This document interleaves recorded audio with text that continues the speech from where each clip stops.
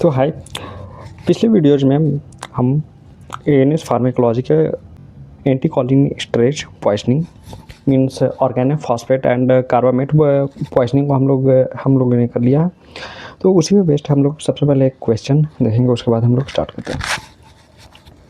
A 55-year-old farmer was brought to the OPD with symptoms like vomiting, diarrhea, profuse sweating, and salivation. Pupillary constriction is also seen. The drug used in the management of this condition. तो यहाँ पे एक farmer है जो OPD में लाया जाता है, तो उसमें एक जो सबसे पहले हम लोग मेनली सिम्टम्स क्या क्या है वो देख लेते हैं। तो यहाँ पे वोमिटिंग देखने को मिल रहा है, डायरिया देखने को मिल रहा है, profuse lacrimation and salivation, pupillary constriction. तो ये सारे सिम्टम्स जो are this all the symptoms are indicating towards anticholinergic poisoning. Means जो एस्टाइल कोलिन है उसका एक जो एक्सेसिव अमाउंट बॉडी में हो गया है, वही ये सारे एक जो इंडिकेट कर रहा है। देन यहाँ पे एक जो drug, what's the thing that we are going to manage this the condition is atropine. What's the reason हम लोग एट्रोपिन एक जो यहाँ पे क्यों यूज़ कर रहे हैं? तो एट्रोपिन जो हो जाता है एंटी कॉलिनर्जिक ड्रग हो जाते हैं, एंटी मस्कारिनिक ड्रग हो जाते हैं। तो यहाँ पे जो भी सिम्टम्स अपने को देख रहे हैं, जैसे कि प्रोफ्यूज लैक्रिमेशन, स्लाइवेशन देखने में मिल रहा है, डायरिया, वोमिटिंग देखने मिल रहा है, तो जो एट्रोपिन होते हैं इन सारे जो सिम्टम्स होते हैं उसको एक जो रिवर्स करने का काम करते हैं। इसीलिए हम लोग एट्रोपिन यूज़ करते हैं। Atropine is a anti muscarinic and anti cholinergic drugs. तो अब हम लोग स्टार्ट करने जा रहे हैं एंटी कॉलिनर्जिक।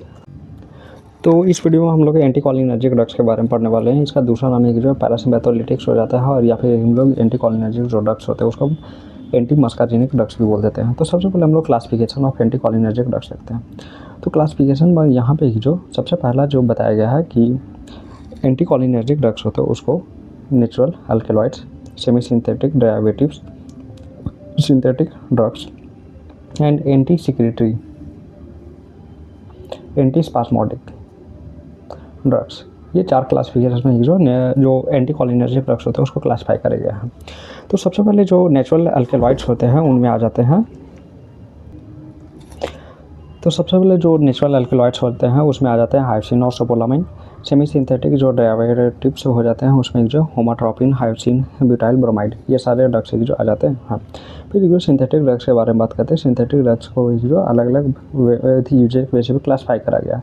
मिड्रियाटिक्स जिसमें ट्रोपिकामाइड आ जाते हैं, वह साइकोसेलेक्टिव जिसमें ऑक्सीब्यूटाइलिन एंड फ्लेवोक्सैटिड आ जाता है, एंड एंटी पार्किंसन ड्रग और सेंट्रल एंटी कॉलिनर्जिक ड्रग जिसमें जो बिपेरिडीन, बेंजेक्सोल एंड प्रोसाइक्लिडीन आ जाते हैं।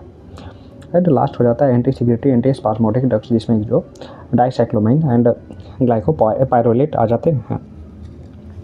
तो अब हम लोग बात करते हैं फर्दर एक स्पेसिफिक ड्रग के बारे में, दैट इज एट्रोपिन।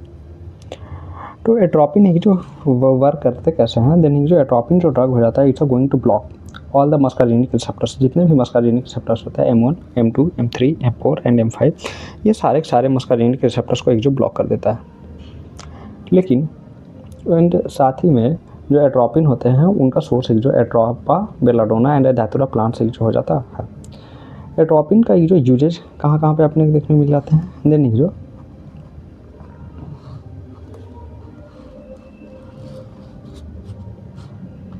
एट्रोपिन का मेन यूजेज अपने को देखने को मिल जाते हैं in heart to manage bradycardia and AV block, in the poisoning of organophosphate and carbamate poisoning. Eye में मेनली जो एट्रोपिन का यूज़ कर जाता है to relax the eyes muscles to cause passive mydriasis, और जो एट्रोपिन होते हैं आई में सिलियरी मसल्स को रिलैक्स करते हैं जिसके कारण जो साइक्लोप्लेजिया अपने को देखने को मिल जाता है। CNS में जो एट्रोपिन होता है वो anti motion sickness, anti Parkinson, high doses जब दिया जाता है एट्रोपिन का, देन जो हाई डोजेज में रेस्टलेसनेस, हेलुसिनेशंस एंड डेलीरियम जो अपने को देखने को मिल जाते हैं। हाँ, तो यहाँ पे एक स्पेसिफिक टर्म आया है साइक्लोप्लेजिया, जो होता कैसा है, देन जो सिलियरी मसल्स में जो M3 रिसेप्टर्स होते हैं उनके ब्लॉकेज के कारण हो जाता है। तो साइक्लोप्लेजिया कहने का मतलब हो जाता है paralysis of accommodation.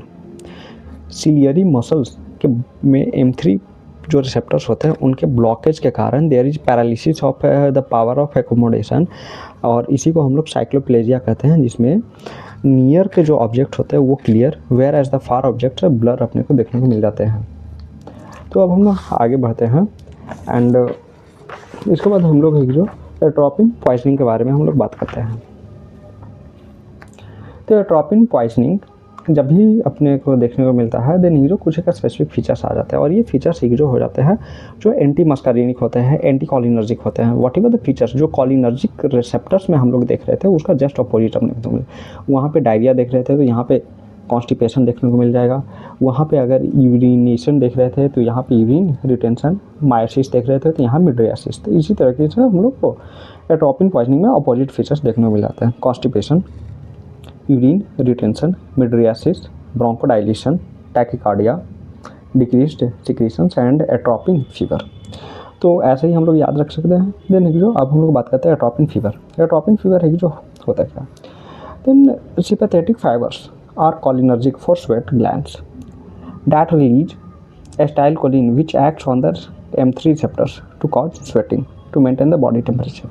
Body temperature को मेंटेन करने के लिए जो स्वेट ग्लैंड्स होते हैं उनमें सिंपैथेटिक फाइबर्स होते हैं, और ये सिंपैथेटिक फाइबर्स ये एक स्पेसिफिक केस हो जाता है जहाँ पे न्यूरोट्रांसमीटर एसिटाइलकोलिन हो जाता है, और ये M3 रिसेप्टर्स पे वर्क करता है और स्वेटिंग काउज करके बॉडी टेम्परेचर को मेंटेन करता है।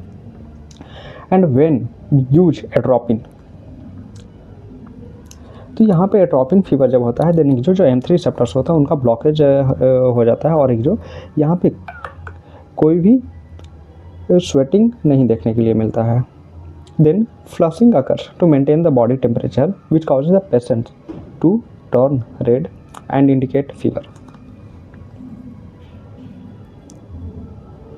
अब एंटीकोलिनर्जिक जो ड्रग्स होते हैं उनका एडवर्स इफेक्ट हम लोग देखते हैं, जिसमें जो dry mouth, blurring of vision, constipation, urine retention और टैकिकार्डिया, ये कुछ एक जो फीचर्स अपने को देखने को मिल जाते हैं जिसको हम लोग कहते हैं adverse effects of anticholinergic drugs. अब contraindication, they are some of the cases in which atropine are contraindicated. तो जो एंगल क्लोजर ग्लूकोमा हो जाते हैं उसमें एट्रोपिन या फिर एंटीकोलिनर्जिक जो ड्रग्स होते हैं वो सारे कॉन्ट्रा इंडिकेटेड होते हैं।